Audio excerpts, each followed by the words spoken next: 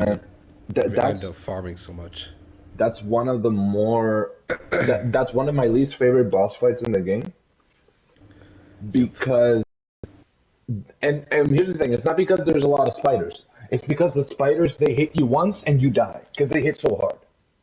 Yep, and that's exactly why like I've been getting so pissed. I was just like, all right, I just need to go back and farm or something because like this is like pissing me off. That's another boss I don't understand how people like struggled so much with it. Like I think Oh, no this no no bitch like over here. Walt. I think Yeah. you remember the guy I was telling you about who does like the Souls boss rankings and stuff like that. Yeah. He had fucking Leechmonger as his hardest boss in Dark Souls. I think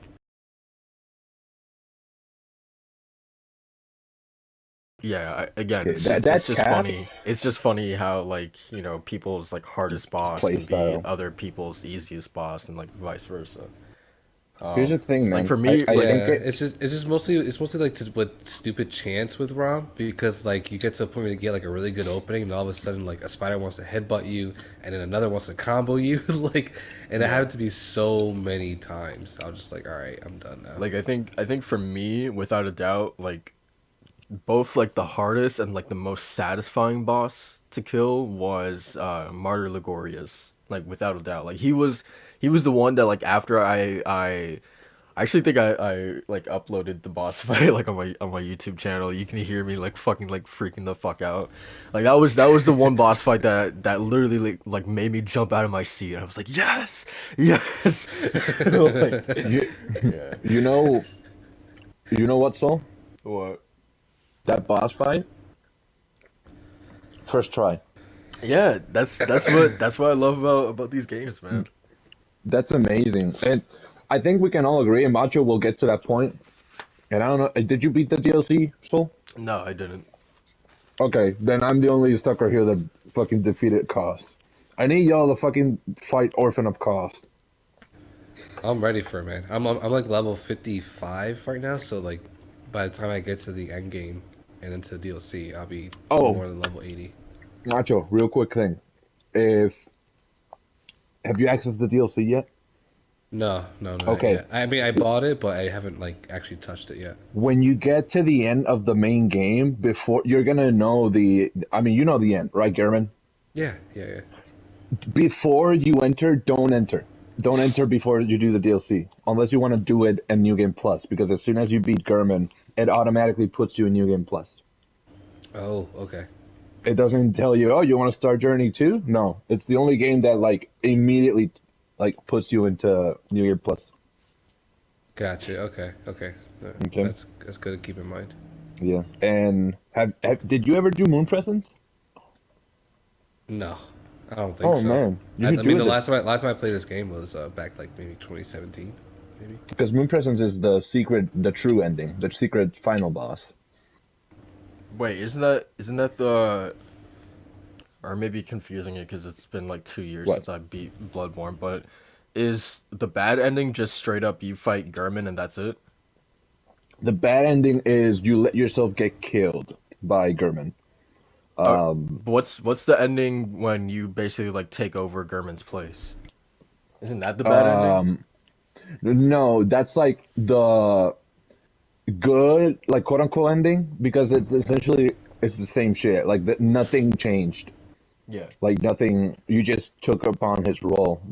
The bad ending is you get killed and you get sent back to reality from the nightmare. Uh, if you defeat him, that's just the normal ending. And then good ending is you get the umbilical cords, defeat Moon Presence, which is a great one, and then you become a great one. Um, and that's like the true ending. Gotcha. Yeah, that's what I did not do that. Yeah, Moon Presence. It's a pretty cool boss fight, and that imagery of the Moon Presence, Yeah, it's dope. yeah, coming down from the sky, it's beautiful. Yeah. It's beautiful. It's like a fucked up boss, but it's so beautiful, man. I love horror like that. It's so cool. Basically, the How'd you feel Eldritch. about God, what's What? her name? I forget her first name, but it's like a daughter of the abyss. Ebrietas? Yeah, yeah. She gave me so much trouble. Yeah, I remember I her remember being really, really tough. she is tough as because she's a great one as well. Yeah. And she's optional as Um, well, right? she is optional. And to get to her, you need to defeat another optional boss, which is the emissary. Oh yeah, I remember that. I The aliens. remember that. The easiest boss in the game. Yeah. The celestial emissary. But Ebrietta's, I had to figure out what she was weak to, and she's weak to the Kirk hammer, so she to blunt weapon. So I just upgraded that all the way and defeated her with that. It still gave me a hard time because she has a lot of AOE's. Yeah. But yeah, pretty cool, pretty cool. I struggled with the Shadows of Yharnam for the longest time for some reason. Yeah. They That one actually be my first try. nice. That one I remember was tough because like Bloodborne was my first Souls game, so like that was the first time I ran into like my first gank fight and yeah, 3 bosses at once. Yeah, So that was my first Souls game as well. Yeah, it's funny because I remember fighting Rom, like when I first started playing this game, and I was like, man, this fight's like kind of pushover. Like it's pretty easy, just avoid everything. And then like the second time over, I'm just like, dude, why is this thing kicking my ass? Like I'm getting mad now. Like all these damn spiders, get on my face.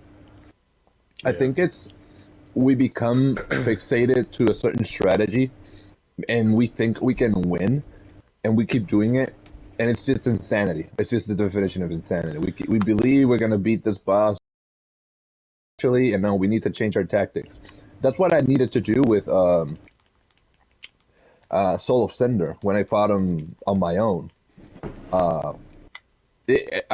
Once I got to his second phase, I would always fall for the combo where he juggles you, and he does that combo in the air, and I needed to figure out Oh how the yeah, fuck am I supposed to dodge that, like because he was so much range, and his magic and his lightning, and oh my god, but eventually I learned. yeah. I think I'm just gonna maybe take the Kirk hammer or something and just go in because I've been using the chain whip and the tinnitus, I think it's called. The Oh yeah, Tonitrus. I'm using the Tonitrus, yeah, the so lightning one, yeah. pretty cool, man. So Pretty cool, yeah, man. My I'm going for different weapons this time around. So the threaded cane has just been my go-to because the whole Castlevania vibes, and then the nice. Tonitrus I just got after leveling up the stake driver because that thing is just so cool. Macho, let's like at least do like one area. I want to play Bloodborne with you. I really want to see you suffer. Thanks, you're a true friend. Oh, no problem. You know what? I'm down to play the first area of the DLC with you. Okay. Because I want to replay the fight with the first boss of the DLC because I love it.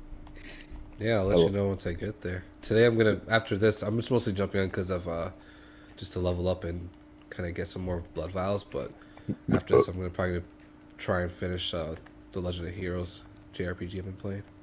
Ooh, nice. Yeah, yeah, very nice, I'm very nice. very close to finishing, so I actually want to finish it off and then get to 14 because of new content. True. You never play that though. Yeah, I know. That's why I gotta give it some love. I All gotta right. treat all my abandoned stepchild some way. You guys Got a ready? lot of them. Yeah. Yeah, I'm ready. All right. Um, we've been live, so Oh, come on, man. You gotta let us know this. hey man, I gotta tweet it out. I gotta get the natural conversation going, you know? I feel that. I feel that. All right, well, just listen back and just see if I sound like shit. And if everyone else sounds good, and then I'll just tweet it out, okay? Let's see.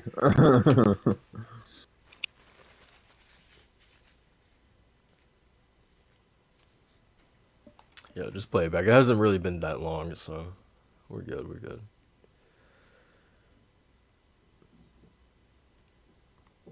Man, dude, we got like nothing to talk about this week.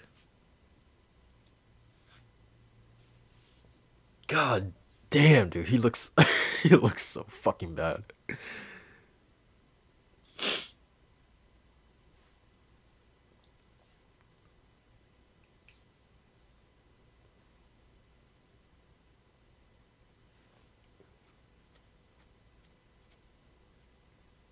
Whoa.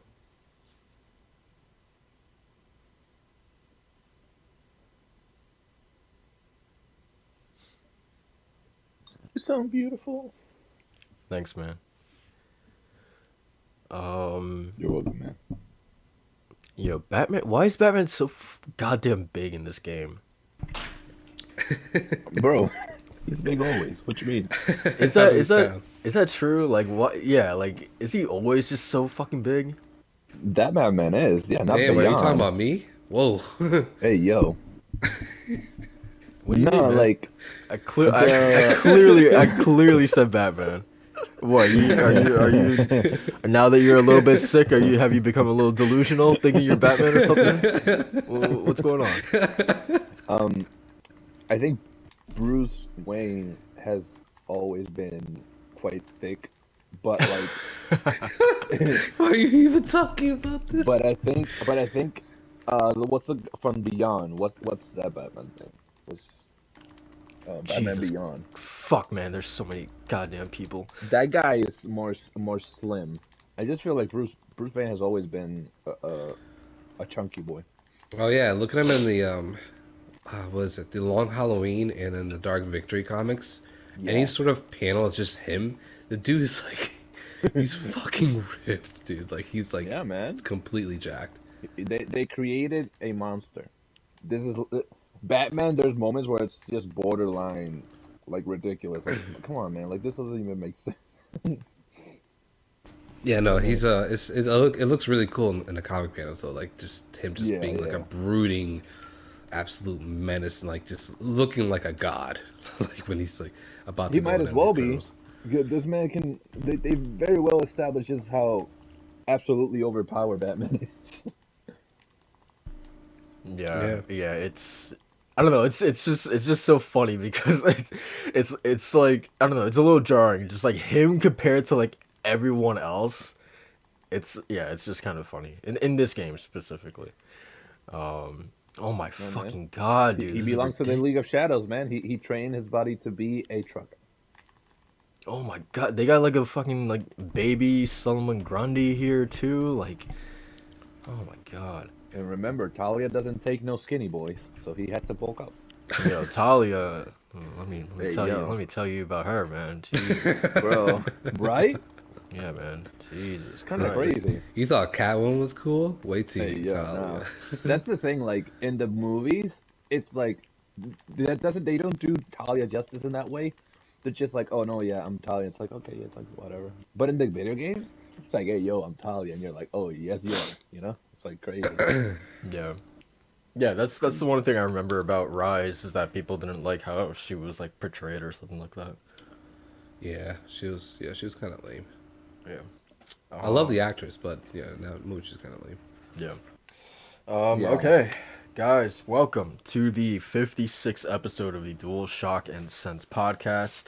I am your host, Soul, the connoisseur of anime waifus, joined as always by my two co-hosts. I got Walt here. How you doing, man? it is Walt, the manga maniac. I got a big haul the other day. I am happy. The title keeps reinvigorating me because I cannot stop the weakness in my life. I'm doing well, yo. A very dry week, a very silent week, but we don't stop talking. We will make a conversation out of anything. So stick around. That's Like, right. uh, I was gonna say that I felt like a little. I'm not gonna lie, I felt like a little weeb yesterday.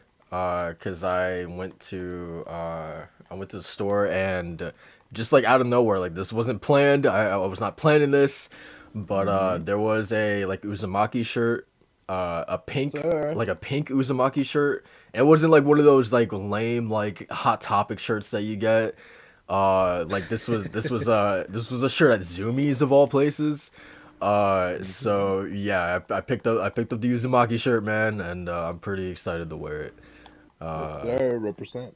yeah, so I felt like a weeb, but it's whatever. Oh, you Um, are.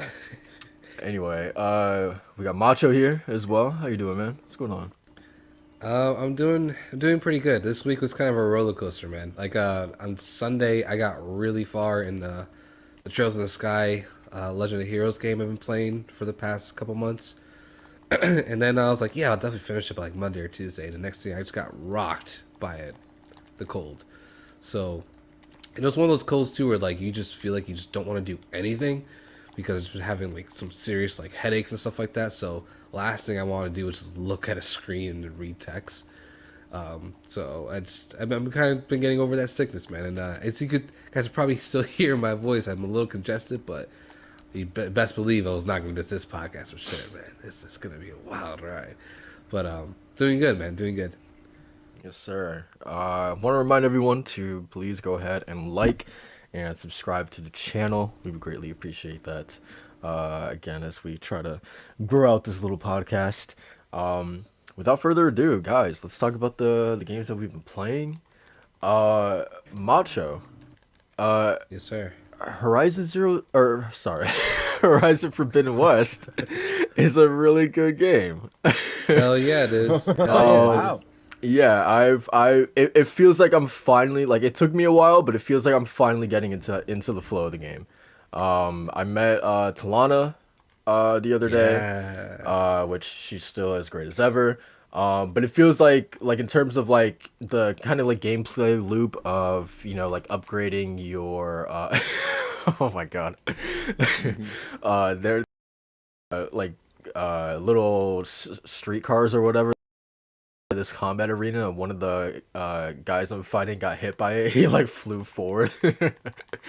um like the combat, or not the combat loop, but like the gameplay loop specifically of like upgrading your weapons and your armor pieces, or just armor in general, and like finding the sort of like the stuff in the game world to upgrade those certain things.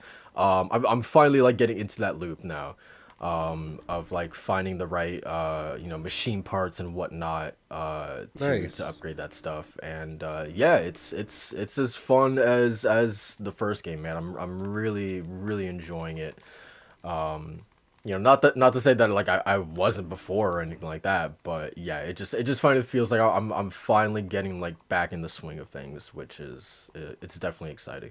And it's not even like I'm like progressing in the main story. Like I'm just really just like, you know, again, like exploring at my own leisure, just you know, kind of like checking things off on the map, you know, going to like all the question marks and things like that. And yeah, it's a great time. Yeah, and you said that you. I remember last time you said you mentioned that you talked to Zoe. So you know about Zoe, and you talked to Lana. How far are you in the actual story? Do you know like what mission you're on, like what it's called or anything like that? No, I don't know what it's called. But I just made it to Plain Song, which Oh, okay. is cool within itself, because it's like a not like an entirely different environment, but at the same time it is a bit refreshing, because I've played the game for like 24 hours, I want to say, and basically 24 hours of like just desert looking environments, right? So because I've Yeah, in just that been first area. in, yeah, I've just been in the first area kind of. So yeah, it has been refreshing to be like in the Plainsong area, where things are a little bit more like grassy and foresty. So yeah, that's Yeah, been you got so much more to even look at too, because the game story opens up so much just from that first like couple of areas in terms of like I would say variety of what you're looking at. yeah, yeah, for sure. I'm definitely excited to get more into it. And yeah, and again, it's just it's cool that it's like it's not even like the main story that's hooking me, or anything like that. It's really just like the exploration that's really getting me to keep going. So I can't wait to get even deeper into the main story to see like how they plan to like hook me with that. Right? It feels like when you're exploring in that world, it's like there's always something to find, and it feels like there's limitless things to find. It seems like until you look at your map and you're like, okay, there's things like I can check off here, but like even then, you're still finding some surprise every now and then, whether you come across like a new machine or anything like that you haven't seen before, or like a new version or Apex version of it, and you're wondering if you should fight it or not because you know it's probably gonna kick your ass. Yeah, yeah. God, fuck, man, this game. But yeah, that's it for me. Macho, what about you? What have you been playing? So since I've been sick for the better part of the week, I mentioned before, I didn't really want to look at text or look at kind of screens and kind of like really concentrate, or else I get a big headache from just all the brightness and stuff like that. I've been really just wanted to have something that I could just delve into and just mindlessly go through, but just still kill things and make progress. And that was Bloodborne. So for about a good part of Wednesday, maybe even like a Thursday, I think I've been playing mostly Bloodborne and just getting through that, getting through this replay and just kind of just remembering how to play and just getting adjusted to everything. And I'm actually going with new um, weapons this time around as well, because the first time I played Bloodborne, I mostly used the Hunter Axe and the Kirk Hammer just because it's just crazy good range and crazy good damage, and I just love that about this game. But I decided I want to go more the Castlevania route, so I'm using the Threaded Cane for most of the time. I'm loving it. I think it's really cool, and it's super powerful too once you start leveling it up, and it's really good crowd control. And the other weapon I actually bought is the Nitrous, which is the it's just like a was it? It's a close like it's like a hammer, I guess you could say. Close quarters combat, and then the special action of it or the transformation is that you can turn it into a lightning weapon, which is a lot of things in Bloodborne are pretty much weak to lightning and fire. So it helps me out to have that weapon on handy all the time. It's really fun. I got through some of the optional bosses. I'm getting through the Forbidden Forest, and I beat the Shadows of Yharnam. And the one I'm having trouble with is Rom, which we talked about earlier before. Just that one's kicking my ass because of the smaller spiders. And not gonna lie, the screen kind of gets really slow and jaggy when so much are on the screen, and I'm trying to get a Rom, and then all these other spiders are trying to attack me at the same time. So it's really annoying. But right now I'm just kind of farming some blood echoes so I can just absolutely demolish him and just get over it. Yeah. I hate Rom so much. No, that's awesome. I really more than ever it feels like I really want like or it feels like just it's the time is right for a Bloodborne remaster. I know we've been saying that for like the Yes, past sir. like 5 years, but Ask Joe. yeah, it just feels like now more than ever. Like, come on, man. Like let's do this, man. What are we doing here? Like, come on. Every soul, even demon souls, like everything is here. Please, Everything has been amped. like if we could get like if we could get a Bloodborne, like facelift in the vein of Demon Souls PS5, like Oh, come on, man. And I know that's what I really want. That's why I stopped wanting to wait because man, as much as I want that, I just want to replay the game so badly. So I'm doing it. I'm going through all the motions. There's certain points of it where I'm just like, man, there's some remaster touches that could really help here. That actually Yeah. made me be like, okay, yeah, Elden Ring is definitely like the better game mechanically because it learned from all of its predecessors. Like the backtracking in Bloodborne is absolutely like annoying as hell. Um, there's some points of it I really like of it, but there's other spots where like obviously you can't really go anywhere until you level up a little bit more. So you kind of just relegated to the same like areas you've been to already, and it gets yeah, pretty tiresome just going through it over and over and over and over again just to get more blood echoes. Yeah. Whereas in Elden Ring, you're just that's really mitigated because you can just go anywhere. So yeah. I And I can Bloodborne, say for sure that Bloodborne is like my favorite game aesthetically because of the whole Victorian setting. But like when it comes to mechanically and how the game runs and how fun it is and just how engaging it all is, yeah, Elden Ring kind of takes the cake there. yeah, and Bloodborne doesn't is the only game out of the FromSoft modern ones that doesn't allow you to travel from checkpoint to checkpoint. Uh, Yeah, yeah, you that have part to is very go annoying too. you have to go into the hunter's dream, go into one of the slabs, and we'll go into one of the areas. And if that one isn't it, you have to go back into the hunter's dream and go back Yep. into the. Dude, I did It's the exact same thing right before the podcast where I was like I went to go to the Great Bridge to start farming some blood vials. Accidentally clicked on another location, so I had to wait 30 seconds to transport to that location, go back to the Hunter's Dream, wait another 15 seconds, and then wait another 30 seconds to get back to the other place I've been wanting to get to for, like the first time around. So yeah, like there's a lot of like inconveniences that I wish that, like a remaster could definitely like spruce up and make it like the definitive experience. But for sure. right, but yeah, right now it's just kind of just dealing with that. That's kind of like what been really kind of turning me off from the game every now and then. So every time I get play for like a good 3 or 4 hours, and then I'm good for like another couple of days because those little inconveniences definitely add up, and are just like, all right, like I kind of want to play something else. Yeah, that's fair. Yeah. Again, like I mean, even going back to Demon Souls, right? Like there was a ton of stuff in that original game that just wouldn't translate the best, over to like a modern era. So obviously, Blue Point had to go in there and add things like omnidirectional rolling and things like that to make it more Right, modern. right. So I could definitely see, if they were to do like a facelift, something in the vein of those things that you guys were talking about to help make it a little bit more modern, I guess.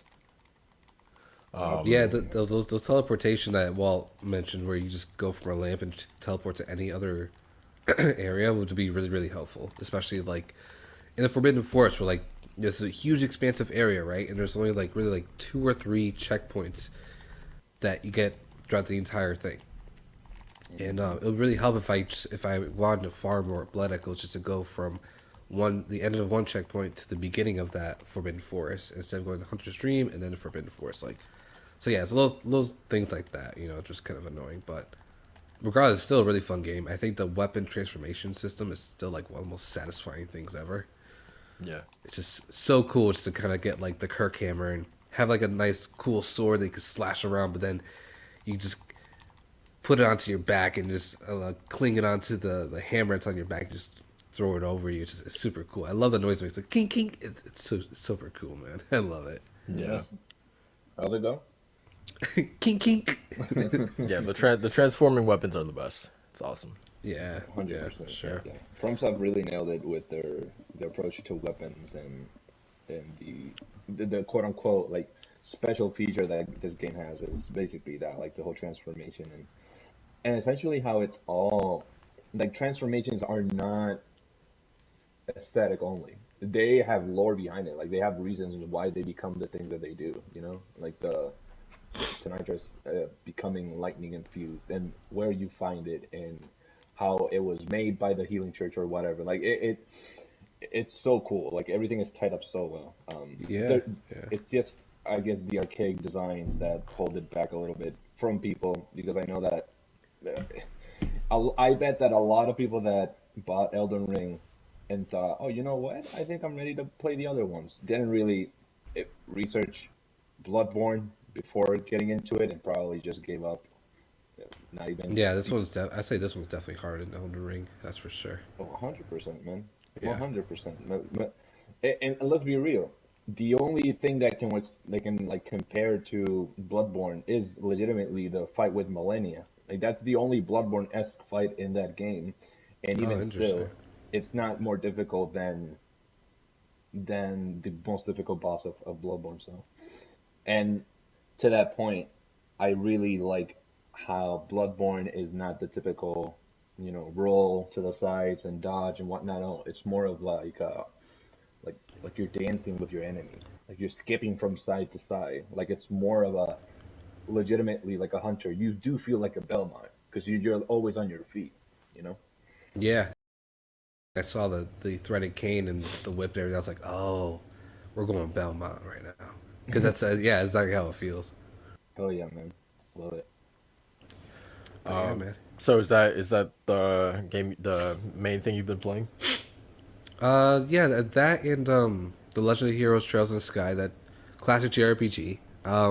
Yeah, I'm just on the final chapter of it, so I'll kind of save my thoughts for next week on what I really think about it. But overall, it's not like it's more just a replay, just so I can start playing the rest of the series. So, but other than that, it's a really good JRPG. Anybody who loves JRPGs, like it's a game with a really great story and just great writing overall.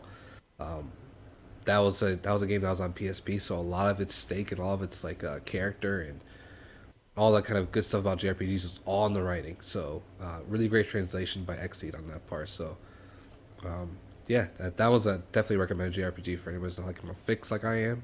That one's a really good one. So almost done with that. That's Nice. about it. Nice. Walt, what about you, man? What's been going on this week? This week has been a bit slower than others in terms of gaming. Mainly because there was a friend that I was I was meeting all week because he was leaving to another state, so he was moving out, and we were basically just hanging out all week. And basically, I was almost always out of the house, and my family came to visit. So I've been more out of touching grass than other days. But the game that I put some hours into has been Triangle Strategy. This week has been Nice. Triangle Strategy heavy, and I'm not disappointed. I am really, really, really enjoying that game. Um, there was a moment where I was watching a cutscene, a dialogue between some characters, and I found myself with my jaw Higher up open. your volume a little bit because you sound a little low. One moment. How about now? Keep talking. And we keep talking. There you We go. You keep. sound way more clear there. Yeah. All right, perfect. It's because he started Um, singing. I really think that's because why? You notice how he sounded mad clear when he started singing, right? Yeah. you know. No, so the there was a moment where I caught myself not realizing I was playing a game. For a moment, I thought I was just watching or like watching someone have a conversation, because they were two characters, basically your main character, and there was one of the representatives of another nation or another kingdom, um, and they were talking just political situations and like moves that they're gonna do or delegations or whatever, and and I just found myself just forgetting I was playing a video game. It was such a great moment. It was such a great conversation. Like this game has so many great like conversations between characters, motivations. You can really feel like the repercussions of how you act and how you respond to certain situations. Um, there's this one character that I am thinking is a problem because essentially everyone is always talking about how like never show your weakness, right? Always like prove yourself on the battlefield and whatnot. You can't show weakness to your enemy. Even the one of the more capable characters uh, that people really praise and really look up to a lot. He's really humble and whatnot. And still, there's this one other character that she looks at him and she's like, yeah, I can take him. Like, I feel intimidated by certain like like these characters are like fleshed out. Like it feels legit. This is like a JRPG through and through. Like it feels like this is a living, breathing world without the need of environmental design and like the rivers and whatever. Like just with the motivations and the story and the lore behind it. It's such an interesting game. Um, but yeah, I've been playing mostly Triangle Strategy. And on the PlayStation, what have I played on PlayStation? I don't think I played. I played Tiny Tina, but that was in the beginning of the week. I played a lot of Tiny Tina at the beginning of the week. The day I have a group of friends that we do D&D every Monday, so I played Tiny Tina that day, and Monday was just D&D day for me in that case. Um, man, that game, Ashley Birch, man, like she's hilarious. Like she is so much fun. It's crazy how I can jump to Horizon and be completely serious, and then go into Tiny Tina and have the laugh of my life. Like it's amazing how much Who's she range she has. playing, Tiny Tina? Tiny Tina.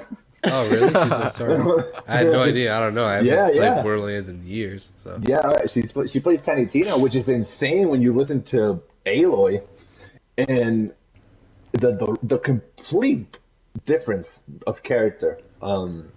That's actually hilarious. It's hilarious. It's I love it. That's actually really funny. It's such a it's mainly why I got the game because of Tiny Tina. I mean, not it's Tiny Tina's Wonderland, but a lot of people play because it's another Borderlands or it's a D&D theme. But my main thing was Tiny Tina because she's just one of my favorite characters of the series. But yeah, man, uh, having a blast with these games. Games are fun. The Joe didn't know. I'm glad you're enjoying Triangle Strategy though, because that one definitely hit a nice spot for me in terms of like that JRPG. Just really rushed me into like the JRPGs of old that I'm starting to get this itch for now. So Yeah, dude, I'm happy you're really liking it. these characters, bro, like Yeah. they feel heavy. They feel Yeah, no, heavy. it gets even better, honestly. Just like where it all goes and what does it really mean when like these people really are coming across really dire circumstances and how they react to it. And the thing is, Yeah. like, you don't really fault them for even thinking like that either. Even if it seems like a really bad decision or just a decision you really don't agree with, like you understand where they're coming from. So it's it's not like Game of Thrones in that sense, where like you have like these complete polar opposites, right? We have Cersei Lannister, who's like an actual mean person who just wants to hurt A people, mean person. right? Such a PG way of saying it. Yeah, I know. I don't want to use any kind of terms to describe her. She's horrible. She's absolutely horrible. Then in Joffrey's like the other end of the spectrum where he's just like completely like just a demon. Yeah. But in Triangle Strategy, you have like those people like that are good, but like at the same time they're making like a kind of a bad decision or trying to coerce you into a bad decision, and you're just like, no, I don't know about that one. But the thing is, you might have a point though. You might have a point. You might be right. It might fuck Yeah. me up, but you might be right. Yeah, Yeah, so, yeah, yeah. so that's what I love about Triangle Strategy. I think the more you get into it, the more you're gonna realize, like, oh man, like there's some definitely heavy-handed topics here. So Oh my god. Oh yeah. And real quick, before we start like talking about the topics, I want to say that not video game related, but something I did start this week that started last Saturday. I want to say. I think it's every Saturday. An anime called Spy Family, and let me tell you, man, this is Mappa, and it's a very wholesome, uh, funny show. It only has one episode. I think it's every Saturday that's going to be coming out. But if anyone's interested, definitely check out Spy Family. There's action, there's comedy, there's wholesomeness. Uh, you're gonna love it. I mean, I still got to catch up on a couple of movies. I need to watch Weathering with You. I need to watch Bel Air. I got to watch a couple of stuff. Oh, dude. Which speaking of movies, real quick, like you know what I got the sudden urge to watch. Um, I've never watched them, and what I want to watch Blade Runner, both of them. I've never in my life seen Blade Runner, but yesterday I was listening to the Interstellar soundtrack and score, and then I went to Inception, and then I just went to Blade Runner, and I was like, oh my God, I need to watch these movies. This sounds amazing. So I need to get to that, man. Nice. Yes, sir. Speaking movies, I saw the that movie that I was telling you guys about last week, Everything Everywhere All at Once. Yeah, Oh yeah. That movie is fucking fantastic, dude. It is really. absolutely incredible. Really? No, no Yeah, cap. Wow. yeah, it's hilarious. I was crying by the end of it, which probably Oh, baby Aww. Soul was crying. Oh. which was probably weird because like it was one of those things where like I didn't want to I didn't want to see my friends. I just wanted to go alone. So I went there alone. There was probably like I'd say like probably like 8 people there. So like it was probably weird like like looking over to a man in his 20s showing up to a movie alone, seeing him like wipe off his tears with his shirt. So but yeah, Hey, that sir, movie. sir, we need you to stop crying so loud, sir. Yeah. And Macho, I think this would be like a analogy that you'll sort of like I guess like vibe with or whatever, is that like the way that it utilizes its like multiverses and things like that, it's similar to like if you remember the OG Assassin's Creed games like AC1 to AC3, their whole sort of like idea for those original games before they started annualizing them was Desmond would sort of learn the skills and the knowledge of his ancestors, Altair, Ezio, and Connor, and those skills would sort of like through the bleeding effect, he would like essentially become like Ezio. That's how, in Assassin's Creed 2, that's how Desmond is climbing like Ezio and he's fighting like Ezio, is because those skills and abilities are literally like bleeding through from Renaissance Italy into Desmond, and that's how he's learning all these things. So if you could kind of picture that, that's sort of the same thing that's happening in this movie, where all these different versions of this main character, all these different skills of her various versions of herself are sort of like bleeding into her main version, and that's how she's learning all these different things. I just thought it was a really, really cool thing of utilizing the multiverse sort of idea. Um, so yeah, I really dug that angle. Um, and then yeah, just what the story actually ends up being about is like far deeper than I was anticipating. It's really really existential in the sense of like how like small or dealing with like how small and insignificant like our actions in this world or really in the universe really is. But then at the end of the day, there's sort of like a positive outlook on that as well, right? It's not all just like that negative sort of like, man, like we mean nothing in the grand scheme of the universe. Yeah, it's not nihilistic. Right, right. Like there's that's sort of like the main idea of this movie, but then, you know, sort of like the main resolution is like viewing that a little bit more positively, I guess. Oh, cool. But yeah, it's an awesome movie. Um, yeah, it's fantastic. I can't recommend it enough. So The action is absolutely insane, dude. It's like Shang-Chi levels of cool, man. It's cool What? stuff. Really? Yeah, it's cool damn, stuff. Oh wow. Okay. that Yeah, trailer man. really didn't do it justice. Then, like, what happened there? No, I'm not gonna spoil it or anything like that. But No, no, it's rhetorical. So, like, what happened with the trailer? Like, it's Yeah, that insane that trailer everything, was kind of bad. everything you're saying, I picked up from the trailer. The whole learning from each one and whatever. But like, I didn't think it would be like legit. I mean, I don't know what trailer you're talking about, but The first one, I don't think I saw it. I don't think I saw it. Like good. that's the good thing. Like I didn't see anything about this movie until, you know, and I'm sure you guys have seen it as well. Everyone on Twitter is like freaking out about this movie, and is saying Yeah, that it's like one of the best movies that's come out in like the last like in recent memory. You know, people are like using yeah. like I can't even call it like hyperbole when they talk about this movie because like yeah, it is that it's that damn good. Wow. And it does this cool thing where like you know like I just said like it's having these cool Shang-Chi level fight sequences, but then like again it's utilizing the multiverse, so it's like bouncing back and forth between like multiple you know versions of the character in the middle of these fights at the same right at the same time, and yeah it's just the coolest thing, man. Um, yeah, and it all manages to be like absolutely hilarious, but at the same time like super heartfelt and like serious. Yeah, it's just top to bottom, man. It's so good. And Michelle Yeoh, I don't know how to say her last name, Yeah. but she's awesome. She's like one of the lead roles in the Witcher Blood Origin spin-off. So now I'm like even more excited to see her in that.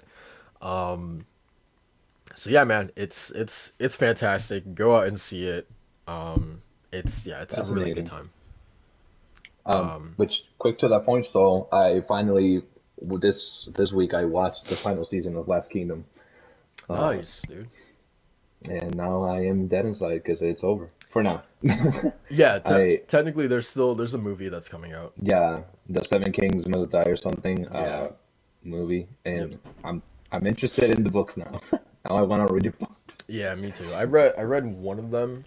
I forget where in the timeline it exactly like fits, but yeah, I read one of them. And yeah, it was pretty good. And the thing is that they're really short. Like the one that I have is only like a little over like 200 pages. Like they're Oh really not that wow, yeah, they're really not that long. it's not that Game of Thrones 1,000 page. Yeah, yeah, for sure. I mean, I'll take those too because those books are really good. Those are amazing. The second Yeah. one, is like, or is it no? The third one, it's oof, oof. Oh yeah, page turner. Yeah, yeah. I remember throwing my book at one point because I was so shocked with what happened. That, Leave it to Macho to be the. that I was can me. Yeah, imagine.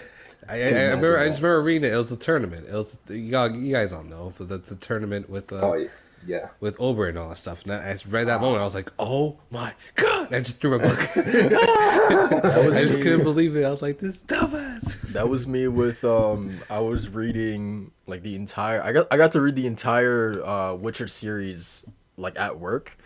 And I read the final book, The Lady of the Lake, while like in the middle of my shift.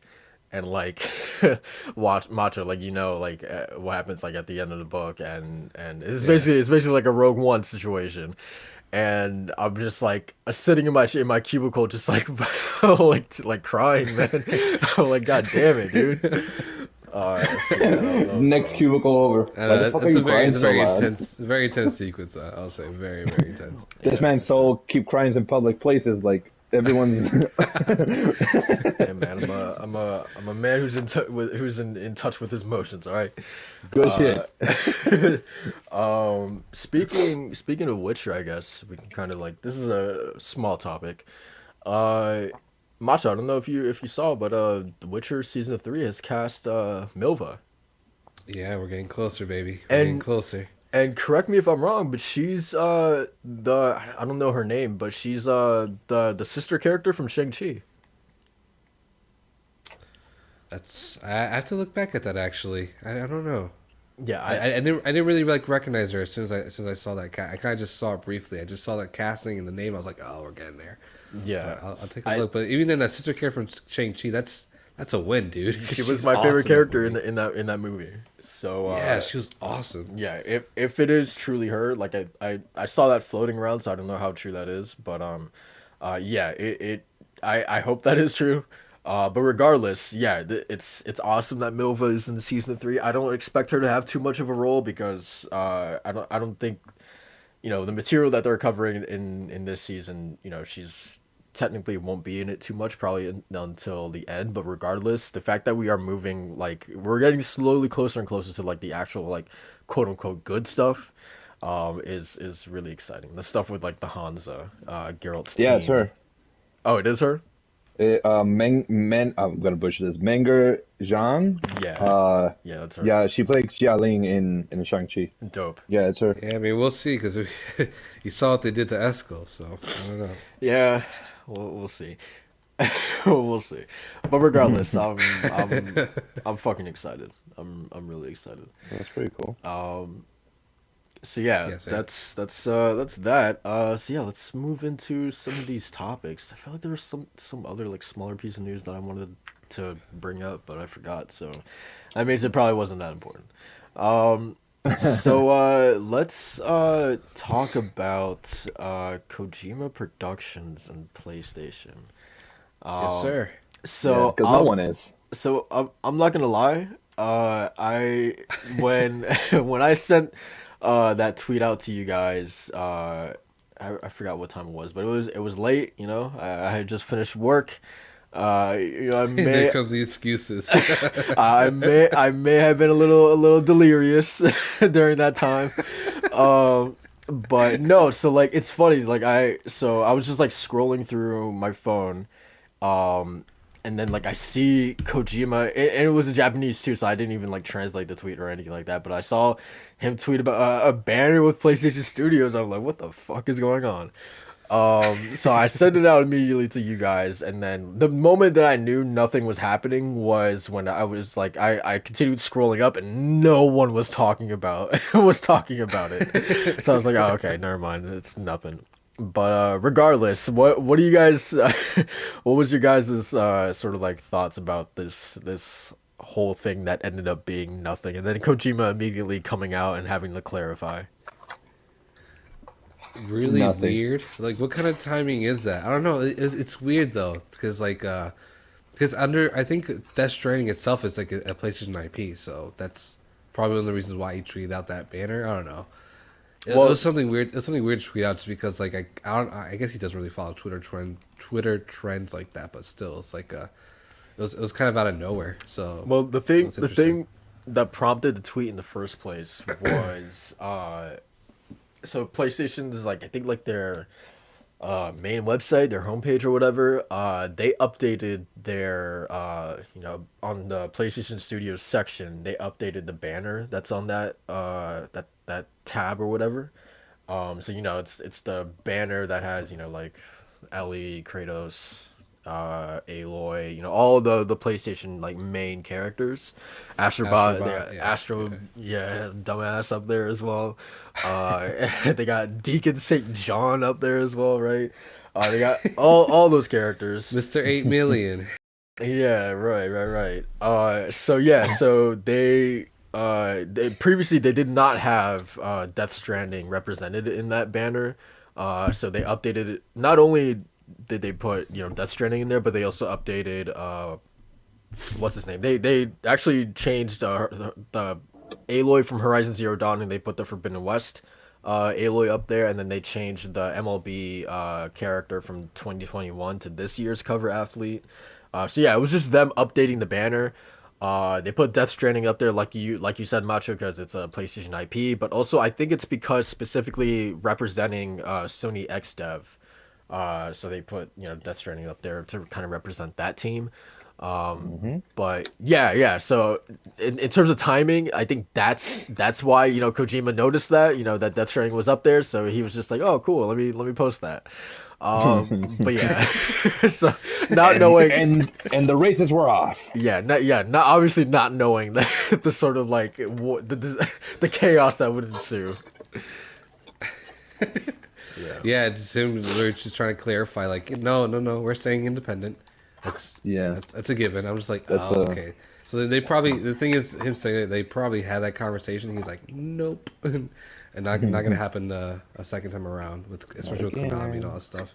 Which I don't blame him, because like he we assume that he is working on like an Xbox project, and then we also assume that he is working on Death Stranding 2 based off of what Norman Reedus said. So like, why, like, I feel like he's doing whatever he wants right now. So like, why? So I don't blame him at all for wanting to be independent, for sure. Nope. And good on him for clarifying, because you really need. It was gonna be a full circus if he didn't clarify. It was gonna be entertaining. Yeah, especially with like all like the rumors of him like moving to a new building and moving possibly closer to Sony HQ. Like all that stuff, so. I'm not gonna say names, but there was someone who was really championing that. Hey man, that's definitely me. I was like, yo, this is about to be it. We made it. The Xbox game is about to be canceled. But yeah, man. So yeah, that's that. It was still it was a nice like little 20 minutes. The heart attack that it gave me, man. For whom? Yeah, I was like, for whom? Yeah, for me, man. For me. That was a good minute. I was like, oh shit. I was like that Mr. Krabs meme. The room was spinning, man. I had to hold on to the kitchen counter to hold myself up. Things were crazy, man. But this man had a whole Breaking Bad episode where Hank is just like, Hank is trying to get to his house and he keeps like stumbling. Or I absolutely love this meme. I don't know like what's the context for it, but that one scene in Breaking Bad where Hank just like he just like falls on his knees and his mouth is just like wide open, and then he just like falls over. Like I don't know. I don't know what's the context for it, but I love that. I know the one you mean. Yeah. He's like out in the desert or whatever. I think he's like handcuffed or something. Yeah. That reminds me, like to that meme specifically. There was this one that I saw like a long time ago. That it was like Mass Effect fans when they find out they can't fuck the aliens or something like that, and it's literally it's that video of Hank like falling on his knees with his mouth open like in disbelief. It's hilarious. But yeah, man. So I guess that's pretty much it for Kojima. And I guess, did you guys also see, good old Jeff Grubb, friend of the show, Jeff Grubb, him saying that that PlayStation's like next acquisition or whatever is bigger than Kojima Productions. So yeah, I don't know if you guys saw Oh that as boy. well. I know. I saw people speculate. Like I just saw a whole thread of people like talking. Oh, could it be this studio? Oh, could it be that? Yeah, Oh, could it be? who's bigger than Kojima Oh, Productions? I mean, obviously there's definitely a bunch of outliers, but there's like a there's who will be Shit. bigger? a I mean, plethora of them. Yeah. I would think, and this is this is just me speaking, but I wouldn't want them to do a publisher, but obviously a publisher would be far bigger than Kojima Productions. Right. Yeah. No, the biggest one I saw being thrown around a lot by Trust Me Bros is is Rockstar. We don't need to talk about the Trust Me Bros. Like that's but yeah, They're going on in droves, man. They're everywhere. yeah, let's not give them any time in the spotlight. But in terms of like independent developers, like From would be the other obvious one in terms of like bigger than Kojima Productions.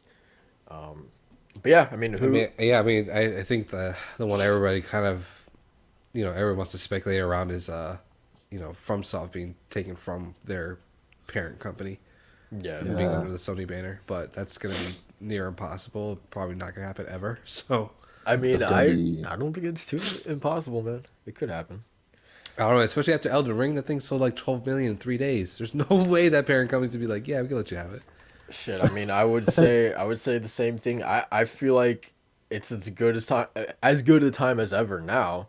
I mean, it's almost maybe not a 1-to-1 comparison, but look at Spider-Man with Insomniac. That was by far their most successful game. You would think the price would never have been higher, for Insomniac at that point with releasing that game. And I mean, with a successful game like that, why would you sell? Why would Insomniac sell right after? Because I would imagine at that point after releasing Spider-Man, like they would never have been in more demand than they were at that point, and they still sold. So yeah, true, very true. Oh, okay. I think this was the other topic I wanted to bring up. So yeah, that's it for Kojima. Not joining PlayStation Studios. Everyone that has been speculating about this, y'all can shut up for now. So, but in terms of acquisitions, I don't know if you guys saw the whole WB and Discovery merger. Yes. Finally got it got finalized. And then I don't know what was the whole quote, but Discovery has big ambitions for WB, saying essentially that like, hey, characters like Superman has really been underutilized and whatnot. They also what did they say, Macho? That they wanted like a Kevin Feige like figure. Yeah. Over there, right? Yeah, a Kevin Feige like leader. Yeah. So Which is telling. It's very telling. I mean, shit. That's my biggest thing with DC, man. Or I guess like the DC of old, is that like they wanted to rush these things. They didn't want to do all the work that clearly, for all the shit that I give Marvel. Like obviously they worked to get to the point of something like an Avengers. They set up all these individual films before they got to that point. DC was just like, no, like let's just start right, immediately at our Avengers without the build up, right? And it's just like you can't do that, man. So yeah, what do you guys are you guys excited for this I guess new leadership coming in for DC? Do you guys think it will help them? What's sort of your I guess like overall thoughts on this? Are you guys positive about it or what?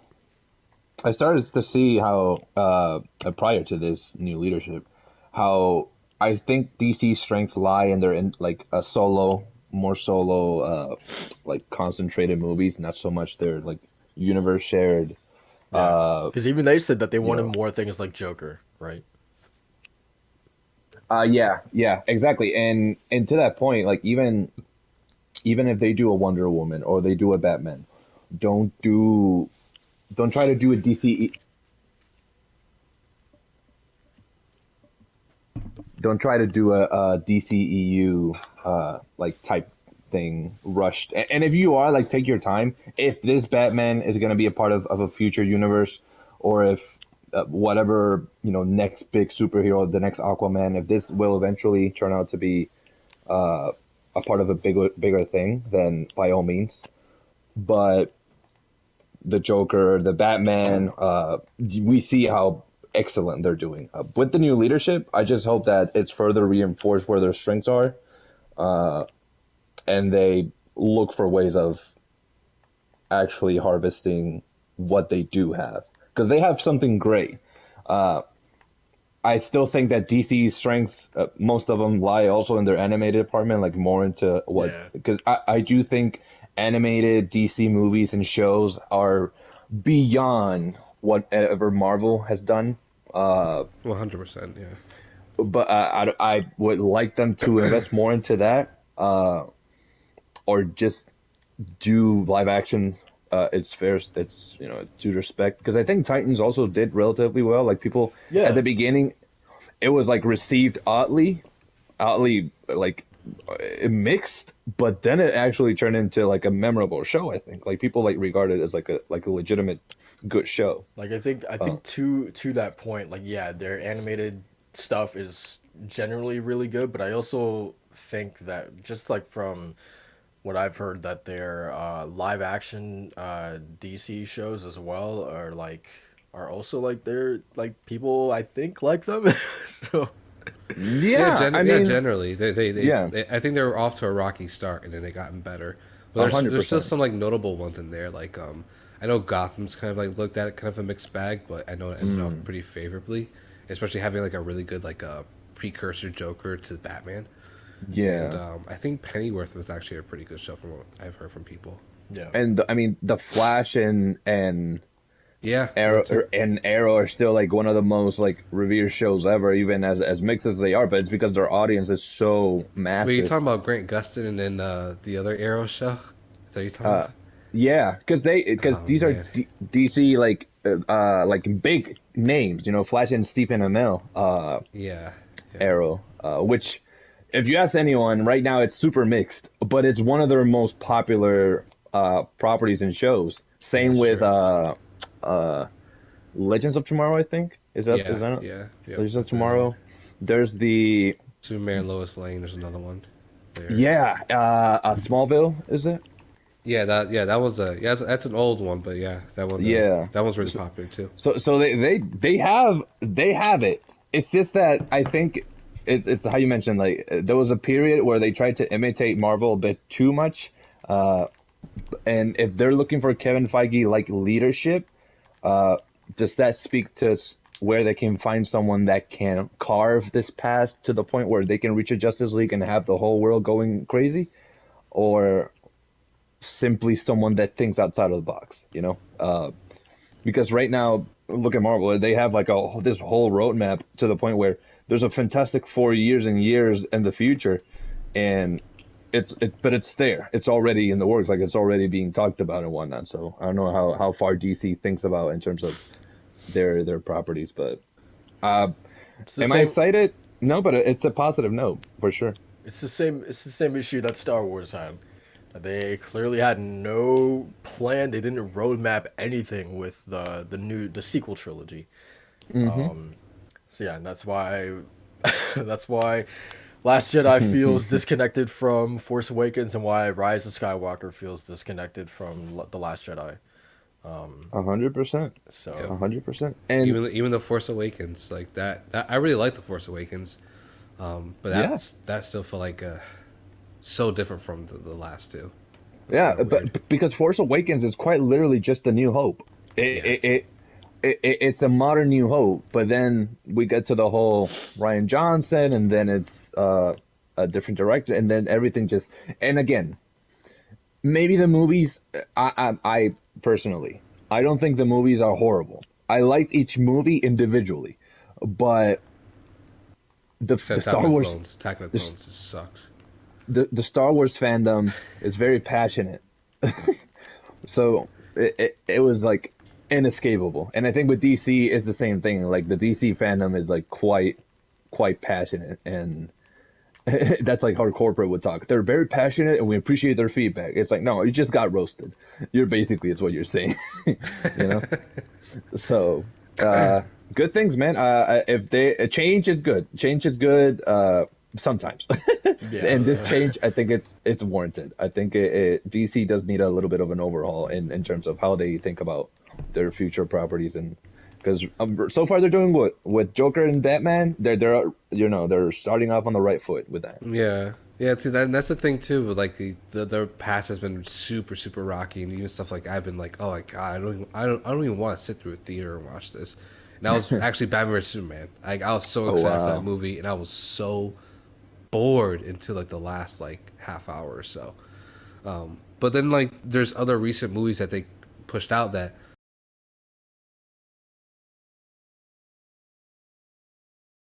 And even some of the animated stuff too, just like they've been really like killing Dude, it. Justice League Dark? Oh my god. Yeah, yeah. It's insane. Even Zack Snyder's cut of Justice League. That movie I actually liked. I thought it was really good. It was enjoyable and it was fun. But yeah, it's nice that they're probably gonna finally get like this whole new direction with this acquisition in place. So I'm looking forward to see what they do. But because from DC fandom from I think it was last year. They already had some stuff in the pipeline. And I was really excited, not the reinvention, but more just kind of like the revitalization of a Batman animated series with the creators from the original Batman animated series in the '90s coming back to do it, and then you obviously have the games. So I'm really looking forward to see what they do in that front too, because everybody's been kind of like wondering what a Superman game will look like, and I think they've been kind of like half-assing it and whether they really want to do it or not, but I think the reception of the Wonder Woman game will probably really steer clear of like what will be like a Superman game. So. Oh yeah, I forgot that was the thing. Yeah.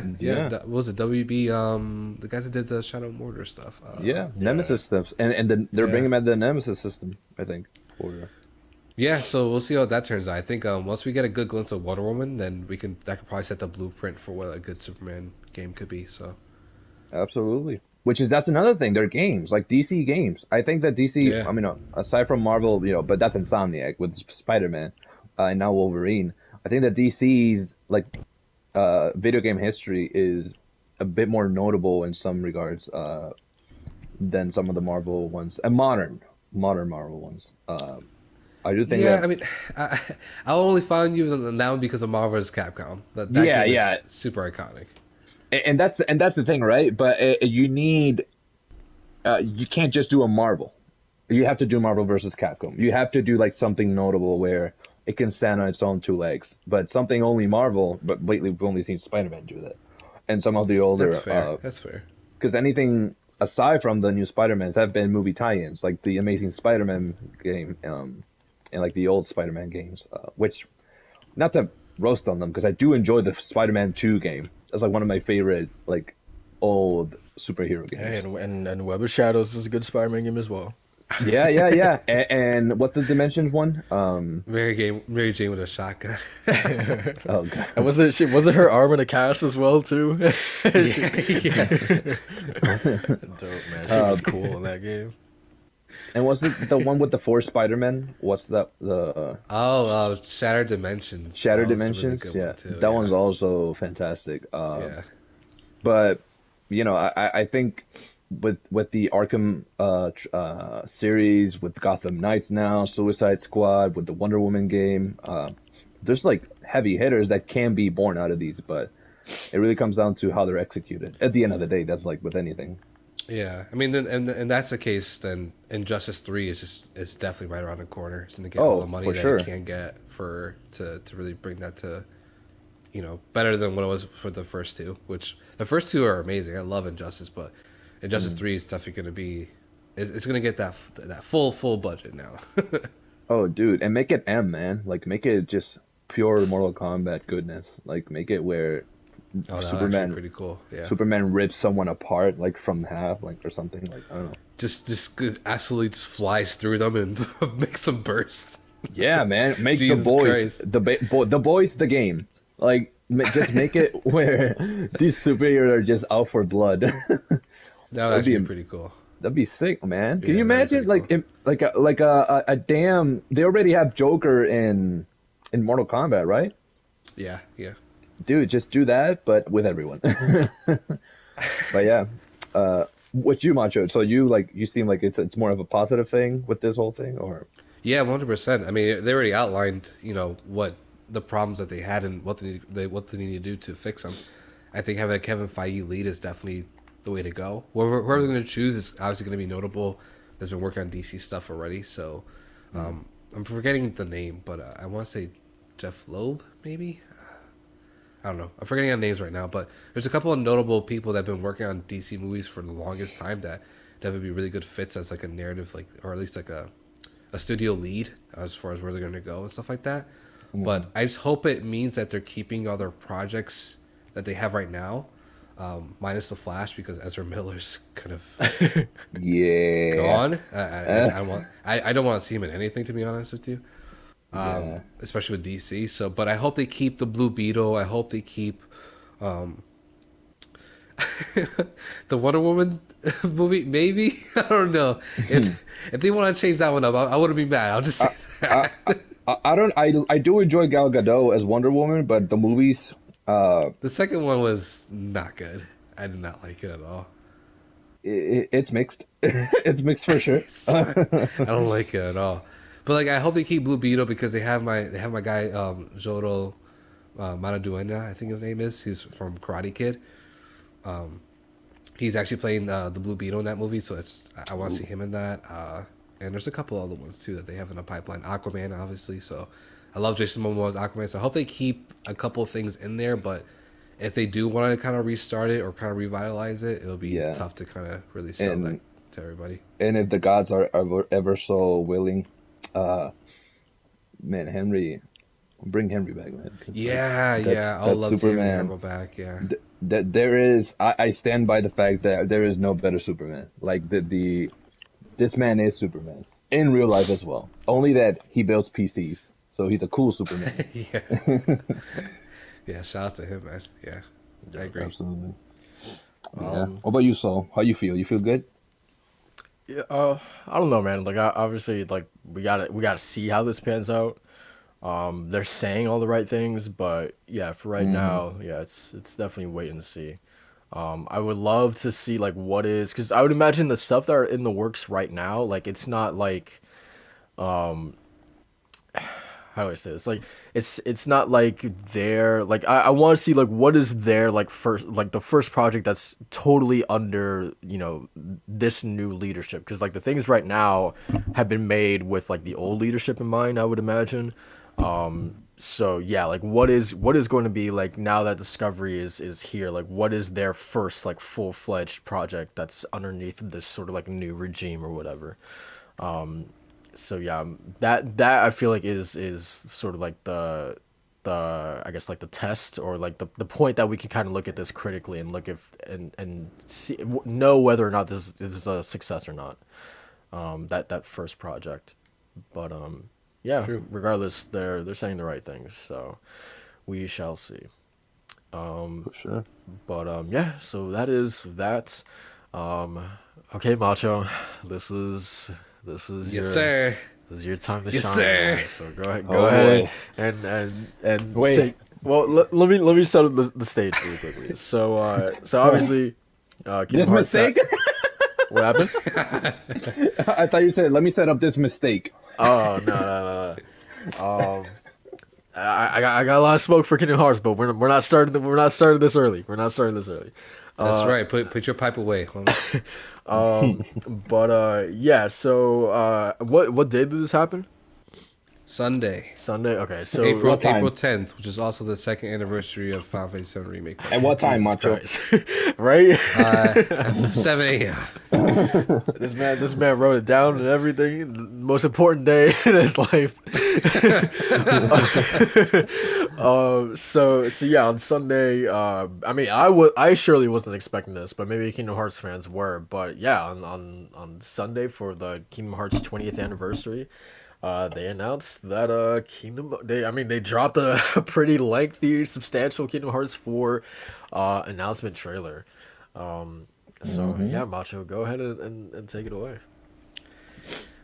Why, thank you, good sir. Yeah, it's time to start the King of Kingdom Hearts. I'll save this one. The King of Kingdom Hearts is here, baby. So that, as you said before, the 20th anniversary was held on Sunday. So this was like a closed off to media, and no one's allowed to tweet during the entire presentation either. So it was really like a battle of wits for some people that either staying up the entire night or actually just going to sleep and waking up like normal people. So I was on the latter. I went to sleep like a normal person, woke up early, and then I just went down on Twitter. I saw all the news, and man, I went on Twitter first. I just woke up, getting the crust out of my eyes. I was a good sleep that night because I knew I was going to get some Kingdom Hearts news. And I go scroll my timeline, and I saw Nibble tweet out Kingdom Hearts 4 announcement trailer. I was like, oh, it's on. To that point, like it's so funny. Like I wasn't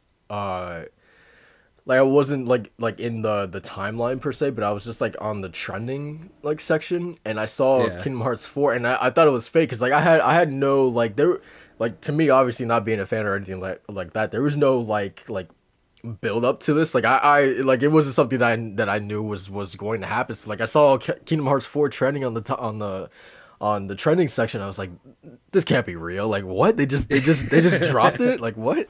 So then I clicked on the thing, and actually IGN was the first one that I saw posted like the breaking news, like Kingdom Hearts 4 is like that was my introduction to the news being broken or whatever. And I thought it was like an IGN like fake account. Like I couldn't believe it. He's talking like me. What's going on here? Yeah, man. What kind of alternate reality is this? Because it feels like such a like I mean you know better than anyone. Like these things like they don't happen like all the time. It feels like a once in a generation thing where we get like a kingdom like a mainline Kingdom Hearts game, or like I don't know, like a Final Fantasy 16 or Final Fantasy 15. Like these things don't happen all the time. So like seeing it just like announced on a Sunday, like I forget if it was like Sunday night or Sunday morning or whatever, but regardless, seeing it on a Sunday, I was just like I couldn't believe it. Yeah, man, you're totally right. That's the thing, because it is kind of like a once in a generation thing. That's because of Square's past of just releasing games so far out and just announcing them. And we talked about this like a couple weeks ago before too, where we're like, is it too early to announce this thing? And the reason why it caught everybody by surprise this past Sunday was because Square even said before that that after this announcement that they wanted to get the word out about Kingdom Hearts 4 before it even leaked, which it kind of already did because of the Nvidia leaks. Oh, right. So everybody was kind of like going off, right, this was announced, all right, so this leak list is probably real. So when Kingdom Hearts 4 is announced, everybody's like, oh, that means Final Fantasy 9 Remake is probably real. And Final Fantasy Tactics Remastered is definitely real. So that's why Square really wanted to get ahead of the curve, and instead of being like, yeah, it's, Jeff Grubb be like, yeah, it's real, or whatever, Right. They wanted to really announce it themselves. So I think this is the best call, to be honest with you. But yeah, in any case of that factor, it is an early development, so it is a case in point of like it is a game that was worked on Unreal Engine 4 and is being ported to Unreal Engine 5 currently. So we won't be seeing this game till like my guess like 2025 at the very least. Okay. Maybe late 2025. So in any case, we still have a long ways to wait. But regardless, I think the fact that it is coming, the speculation is in the air, and people are just guessing like what could be in there, or taking apart the trailer. So it's a very, very exciting. But to kind of like touch on that 7-minute trailer, really quickly, not a big part, like a small part of it. The first 2 minutes or so was on Kingdom Hearts Unchained Key Dark Road, which is the final chapter to Master Xehanort's like origin, so to speak. It's more like detailing his past and kind of like his legacy with his Keyblade and what that really means for the end of like his Dark Seeker saga, which ended with Kingdom Hearts 3.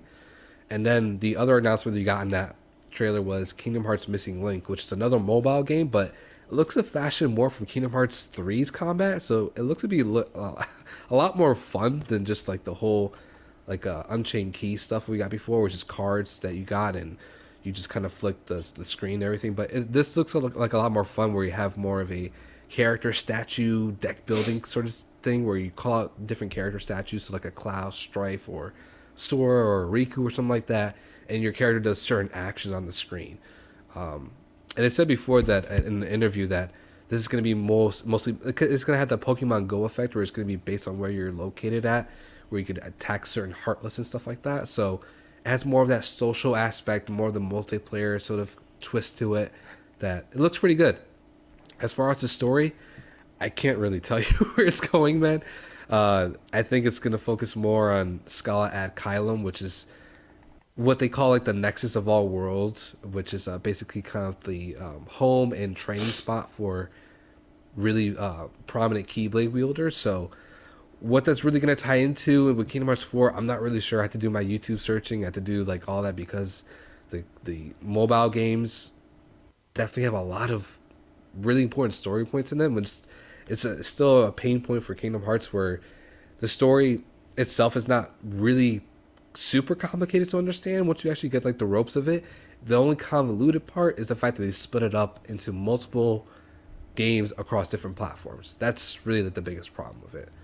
But regardless, yeah, that was a really cool announcement just to kind of get like another mobile game in there that we're gonna get pretty soon. We're at the beta test actually gonna be in I think August 2022. I was saying, but to the main event, fellas, Kingdom Hearts 4. This was a beauty. I was in bed watching this trailer and I was freaking out, dude. I was just like, were you crying? Were you crying, man? A little bit, just a little bit, just a little bit, because the music was hitting, bro. So for anyone that really like kind of is listening to this podcast and wants like a kind of like a recap on like a good trailer analysis, definitely check out the YouTuber The Gamer's Joint. He has like a 40 minute trailer analysis that really breaks down kind of the leading up events to Kingdom Hearts 4 that made me really get on boat of where he was going and like his theories and stuff like that. So definitely check out The Gamer's Joint, his trailer analysis if you want to go and do that. So, but regardless, the trailer starts off, man. I feel like it was speaking to me, Soul. Oh, Like 100% speaking to me, because the narrator was saying, if this isn't the ending you desired, if it brings you despair, then leave this world for another. Your options are endless. Basically, Nomura telling me, look, I know you didn't like Kingdom Hearts 3's ending that much. I know that. Go and play other games. And I did. And I did. I played Final Fantasy 14. Heart was full. I was playing some other games, and then we were good, right? And then the other quote that was in that trailer was, the heart resides within the soul, which in turn is guided by fate to its rightful place. The choice is yours once more. Basically, Nomura telling me, look, bitch, you're coming back to Kingdom Hearts and you're going to be excited anyways. Now, I feel like I'm being recruited to a cult. 100%, he was speaking to all those fans that just weren't really happy about Kingdom Hearts 3's ending. But regardless, we're here and we're excited. We got a new look at Sora in this new world called Quadratum, which, following Kingdom Hearts lore, it falls into this world is essentially kind of like a fictional world in the Kingdom Hearts universe. So similar to how, I guess what I can say, it's not really like a multiverse, so to speak. It's more of like in the universe and galaxies, how we are in our own universe, and then we know there's other universes out there. It's the same thing with Kingdom Hearts, where like you have the realm of Kingdom Hearts where there's this Disney worlds and there's Sora and Riku and all that kind of stuff, and then you have like the realm of light and the realm of darkness. Quadratum falls in this realm of fiction where like this place doesn't really exist, but it's but to other people in that world, obviously it's real to them. So it's still like a world of fiction, and it's like vice versa. Those people think that the world of Kingdom Hearts is fiction, and then Sora thinks that this Quadratum is just not really real. But regardless, it has a more serious kind of real life tone to it. It's actually based on a real place in Japan. I think it was like not Shibuya, but was it Shinjuku or something like that? I don't know, but it's based like on a real. Yeah, people doxed them already. Yeah, essentially. Wait, Sora. whoa. Macho, is it just me, or how good does Walt sound right now? Yeah, I was about to ask, like, what's going on there? What's up? Like you, it sounds like you're literally like right next to me, man. This is weird. Oh, I've always sounded like this. Whoa, what's going on, dude? Yeah, this is weird. A little I bit. changed mics. Okay, gotcha. This will be my official mic from here on out. Jesus Christ. Wow, damn, wow, look at that clarity. Right? Yes, sir. Bougie ass mic right there. Wow, I hear some clarity in your voice. Jesus Christ, it's kind of crazy. This is what Walt sounded like the whole time. Oh my god. Yeah, man. All right, but please continue. Please continue. Continue much. Right. So we're getting like a more like a kind of realistic vibe here, and obviously a lot of people are pointing to Final Fantasy Versus 13. So our boy Nomura is finally getting his revenge here. He's finally gonna be able to tell at least partly of the story he wanted with Versus 13, have that whole realistic fashion to it. But man, this trailer just got me going, man. How do you feel about that? Because I know, like, obviously for me as someone looking like on the outside looking in, like that was my favorite part about this entire announcement was the memes that came out of this of Sora being in the real world. Oh no, like this really he has is real shoes. That, and it's like, oh man, dude, Sora really is in hell. He has to go to the DMV and stuff like that. He has to go to McDonald's and to go to his work. Right, like yeah, people were like, "Oh man, dude, I can't wait to go to the DMV world in Kingdom Hearts 4 or something like that." Dude, Right? I saw someone that legit was pointing out one of the stores where he is. I don't know where the location is, and mentioned that there's a barber shop that they go to every like month or whatever, and like it was like picture to picture perfect, like how they recreated this whole area. It's amazing. Yeah, it's really trippy how they did that. But because I think the same theater where they're hosting this event is where they shot like it's in the beginning of Kingdom Hearts 4. Those are the first shots in the trailer. So people were like, "Wait, that's outside." Like, Wait a minute, Sora, are you there? so yeah, apparently Sora's in this very lavish apartment and building, so this guy's rolling high already. I don't think he's working at McDonald's no more. He's probably CEO of Square Enix in this world or something. Oh man. But regardless, yeah, so it's gonna have that whole tone. I think it's cool because it's following the Kingdom Hearts trend of when Sora goes to this world that's not really following his sort of rules, or his like that doesn't really follow like his normal traditions of how he looks. He's gonna change. So like in Pride Lands, he changed to an actual lion. In Little Mermaid, he actually turns into a merman. So like in Quadratum, he's actually gonna have more of this really decked out look. Like my guy's looking fresh. Like he got the cool hoodie on. He's got the fit. He got the fit. That's the thing. That's the thing with Kingdom Hearts fans too. Is every time there's a new Kingdom Hearts game, they're always looking. All right, where's the drip? How are the characters looking? Yeah. How are they looking? They go all out. They go Final Fantasy on us, like with the drip. Yeah, dude. It's so Sora in Kingdom Hearts 4 is he's looking nice, but that is definitely the Quadratum look where it's more realistic. But it would be absolutely hilarious if Donald Duck comes in looking like a duck, or Goofy comes in looking like a dog or something. And so we'll see how that plays out. But I think it's really cool. It's not a set in stone art style to your question, Soul. But it's more of just following the kind of the rules, and apparently Sora's going to be in this world for quite a bit of time before his friends actually come and try to help him out. So we're definitely going to get like the Kingdom Hearts characters in there, but whether the Disney characters are going to be in that, I have no idea. Now, Macho, to that point, Yeah. because two things. We see fire go from blue to red, and notably, there's a one god that does that. Right. So, And in Disney could be World, you Hades. mean? Yes. Yes. We see that with Donald Duck and Goofy. I saw theories being thrown around that they're looking for Auron for some reason. Yeah, that was me. I definitely was one of the ones that came out there and said that. Yeah. And second, do you think we will see anything Star Wars or Marvel related? So twofold question. So in terms of that one, it proves the fact that Sora is actually dead. So that's the reason, one of the reasons why Oh man.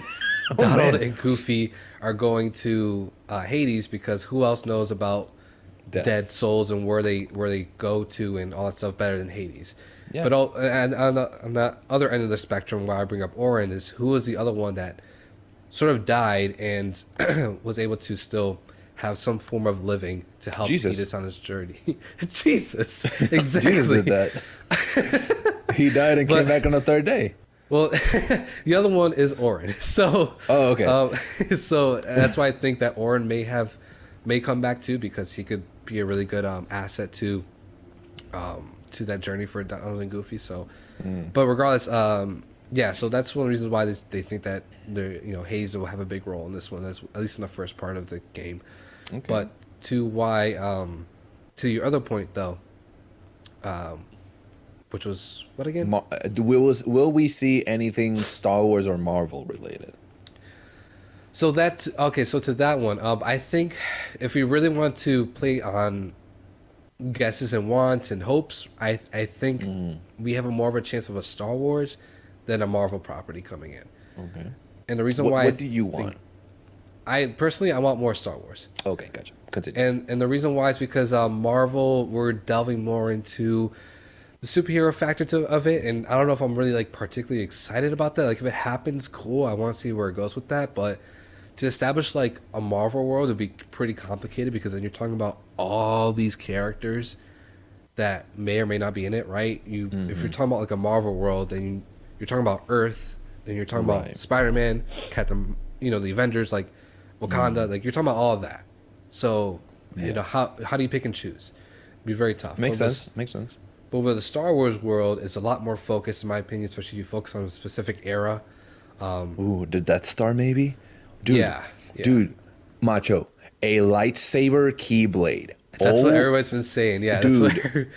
That's what everybody's been saying. And the thing is, I've been theorizing with one of my friends too on how that could actually work out, because the thing is about at least with Riku in general, he and his character arc, he had to deal a lot with his own darkness and overcoming that, and it took multiple games for him to really kind of come to terms with and accept, and as well as to really channel into himself his own strengths. I was like, dude, what if he meets Anakin before Revenge of the Sith, and he's trying to help him out with like the darkness that like Anakin's really harboring this entire time, including killing like the entire camp and Attack of the Clones, and then what happens in Revenge of the Sith. Like, what if Riku's trying to help him, trying to channel his darkness, but he can't?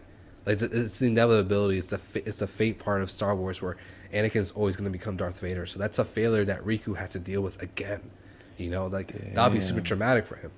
Well, we gotta do our boy Riku like that. So yeah, that's what I'm saying. Like, that's where like I could see Star Wars being a really cool part of it, where like there's certain characters that could play into it, where like you have Luke meet Sora, where both are hopeful individuals that just want to see the best in everything and really going in the hero route, but eventually they come across some tough roads there.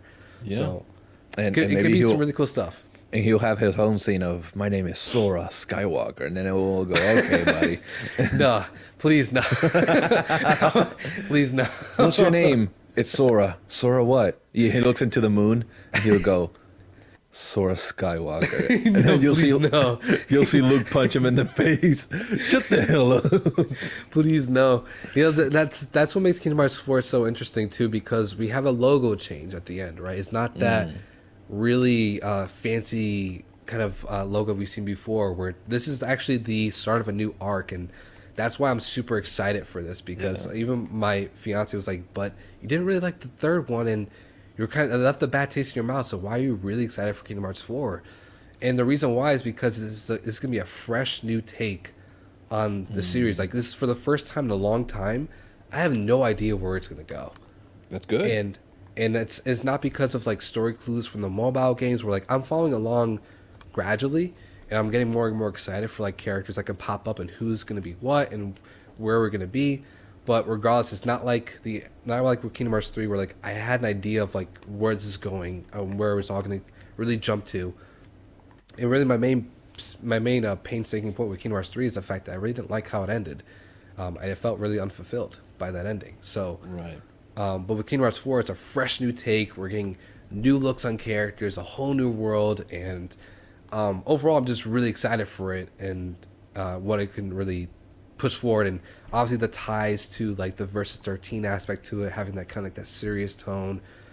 So like to that point, really quickly, it feels like maybe this entry more so than others, especially Kingdom Hearts 3. In comparison, that this one feels like everyone is starting off like on the same foot. Like, this is a clean slate for everyone. Like, maybe you don't have to be you haven't necessarily needed to play the other games to enjoy this one if this is truly like a clean slate, a new era. I would hope so. I would hope so, but the things my hopes are not that wild for that because there is still a lot of nuggets from the mobile games All right. that are influencing what Kingdom Hearts 4 is, especially with certain characters, like the one girl with the orange hair, Strelitzia. What? Strelitzia. She had a big character. She's one of the biggest characters in the mobile games, and the reason why is because, spoiler alert, she gets killed off early on. But she has a lot of ties to to one other character that there's some hints and nods in the trailer. But I don't think it's going to be a complete clean slate. But the thing is, to that point though, I think it's going to be a nice refresh that I've been wanting from the series for a little bit of time.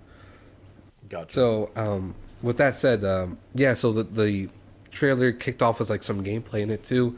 So one of the things that people were noting about was that the command system is back, but the thing is now we have what people translate as a build sort of command. So people are thinking you're gonna have like a deconstruction and build sort of gameplay system with your Keyblade, and we saw Sora actually use his chain on his Keyblade to actually latch on different cars and to attack like the giant Heartless that was there, or maybe a Heartless. Yeah, it looks like his Heartless, like his like a more twisted demonic version of like his Heartless, like it just yeah, like bigger. Because I remember there was a monster, a Heartless like that you fight in one of the mainline games. You fight a couple of those. Yeah, but it's like huge. This one's like a building. It's a building size. Yeah, but I mean, what better way to kind of kick it off than like fighting it's like one of those giant Heartless and kind of showcasing, like teasing like what's this gameplay is going to be like. For sure. And we are getting some Keyblade transformation, looks like, where he has like a drill. It seems like he just drills at the enemy. But one of the biggest things, fellas, that makes me even more excited for this gameplay is the fact that reaction commands are back. And reaction commands are a famous iteration from Kingdom Hearts 2 that made boss fights and just any sort of cinematic instance so amazing. Like there's like some really epic moments in Kingdom Hearts 2 where you're just pressing triangle, but the thing is, it just unfolds into this really cool and anime like action sequence that just makes it so much fun. Oh yeah, that happened a lot with the members. I was gonna say, well, if you can remember a couple of instances for Kingdom Hearts 2 where there's a bunch of bosses like you just had that option. Do you remember a couple or? I remember. Oh man, I remember what bosses it was, but I remember the scenario, and I know one of them was like literally like a clashing of weapons and like stepping back and like going back again and like stepping back. It was very anime. Like it felt. I keep remembering this fight. I think it just might be my favorite fight of the game, but with the one with Marluxia, like that specific fight, everything about it and the moments of what's it called? Chain of memories? No, the move where you do that, where you do like the reaction. It's a reaction command, but I forgot what the name is, but reaction command. Yeah, anything that pertained to Organization 13 member and the reaction commands and like just, man, it's so. I like it when Kingdom Hearts just goes full on anime. That's like one of my favorite. Even the dialogue when they go very like dramatic theater, almost like believe, and I'm like, yeah, believe. No, it's like the Tales of Arise thing where like they shout their names all the time. Yeah, Sora. I'm like, oh yeah, Goofy. So like, but the case in point, reaction commands are back, and I think that's a win in my book because it made boss fights so much more epic than they really were. Obviously, one of the notable ones for me is at the end when you're fighting Xemnas in Kingdom Hearts 2, and Sora and Riku are just deflecting all the laser blasts that he just completely surrounds you with. So that, and you just have to press triangle and X at the same time to block with both of them. Like it's so hype, dude. You need to do it for like a full 30 seconds flat. It's so cool. Yeah, and then everything is lighting up like around them. Yeah. Kingdom Hearts 3 absolutely had that flair.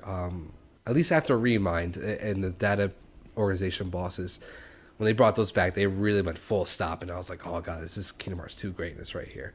But yeah, so hopefully Kingdom Hearts 4 has that kind of that same flair to it with reaction commands and just the boss fights too. I think that's one of the biggest parts about it. And Right. it's a And whole there's new cloaked story. members. So, what happened? And there's cloaked members. Yeah, at the end. So the thing about I was talking about before with this is a new arc for Kingdom Hearts. This is the Lost Masters arc. So the previous one we just finished with Kingdom Hearts 3 was the Dark Seeker saga. The Lost Masters arc follows what the mobile games have been really kind of pushing, which is the Master of Masters, who is essentially kind of this Master Keyblade wielder who we still don't know who he is. We still don't know his full motivations, but he really absolutely is playing the game and really picking his pawns and making sure they're in the right place with that mobile game with the foretellers, which is like these ancient Keyblade wielders that will definitely have a play on Kingdom Hearts 4. So that's where I'm saying before, so where like feels like a refresh, but it's definitely not like a new start for people because there's definitely going to be some new characters and characters coming up that we've seen before. Gotcha. But one of the new characters actually was narrating Kingdom Hearts Missing Link and Kingdom Hearts 4 is a new character that's actually just introduced into the mobile game. So again, that's where like the problem of the series comes in, where like a lot of the story is multi-platform and not a lot of people are going to play the mobile game. I know I definitely won't. So or at least I won't play it as like hardcore as the platform games. But Just watch a video. Just watch like a YouTube video on it. yeah, honestly, just watch the gamers join, recap analysis. Watch, what's his name? I think Everglow. He actually has like a full-on, like a timeline series for Kingdom Hearts. If you just want to watch the YouTube videos, and you're getting the job done either way.